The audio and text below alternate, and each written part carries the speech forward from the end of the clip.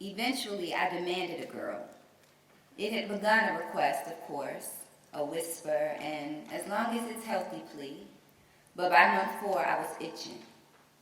Say God took me at my word, granted me 5 fingers and toes, 2 eyes and ears, a nose, a mouth, a penis. I had to come clean. I told him, look here now, God, I know you're God and this creation trick is your thing, but me, Andria Nacina Cole, grew up in a house full of women, no daddy to speak of, utter fool at this man-woman love, basketball anti-fan. I can't have no boy. In other words, she bullied God. I was a girl. A black girl. A high yellow black girl. A poor high yellow black girl. I ain't poor. Her lips, sweet as a plum split, her nose bold and declaring itself down the middle of her round and beautiful face. Her hair curled against the sun, her hips and behind by age 6, not big as all outdoors, but big enough. A black girl in a color-struck, outright racist, sexist, raping, woman-hating, black woman especially hating, anti-poor world. Be careful what you wish for. I went to private school until my middle grades. I was often one of the only few black girls in my classes. I was always you know, taller, wider, browner, quieter, kinkier. And no matter the tilt I put on my words, no matter the style of my clothes, no matter the contents of my lunch, Mommy, please do not send me with collard greens and yams one more time. I couldn't fit. By grade 6, I was exhausted by the act. I really had no idea. Honestly, I had taken the time to select a non-traditional private school, one where their parents were Democrats, drove Subarus, and smoked weed.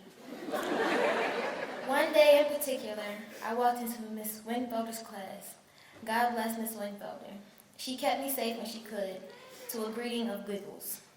A group of white girls was cracking up laughing. What's so funny? The blonde one spoke for them. Your hair, why is it like that? That was natural, washed and let alone. A bush collected and sitting like thunder and lightning on the top of my head. It was just glorious. That evening, I asked my mother to straighten my hair. Insert my Black Panther speech. But superior white girls were only a fraction of the problem. There were many other assholes to protect her from. In 2012, I began attending public school. I was so scared. But I was finally home. All my friends looked like me. Plum sweet lips, bold noses, hair curled against the sun, hips big enough. I remember she said, Mommy, I never knew you could get so close to a girl. But my science teacher, Miss Herrera, was no ally. She put us out of class on a whim, read the textbook word for word, gave us 3,000 worksheets a week, stood like a soldier in front of the room. One day I held my hand for the entire period. She never came to help. When she told me I can't concentrate in science, I put on my crazy mother uniform. It consists of cornrows, Vaseline, and sneakers. I requested to visit the class, witness the mayhem firsthand, wrote a detailed report of what I saw, the undecorated walls. She couldn't care to make the place welcoming, the rote classwork. Hadn't she heard of Pinterest?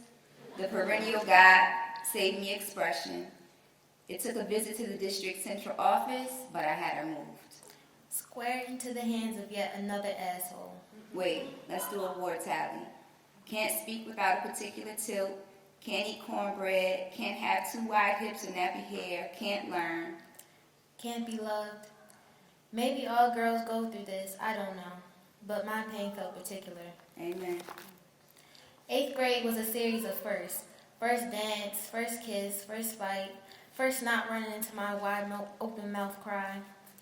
Of course it was great to begin. He sang John Legend to me. We held hands, said I love you. But the heartbreak wasn't fair. It wasn't they grew apart or they were too young in the first place or the workload at school was too much. It was girls are to be consumed. It was how many can I juggle? How many lies will she eat? How many times can I make her well from her gut out of hurt?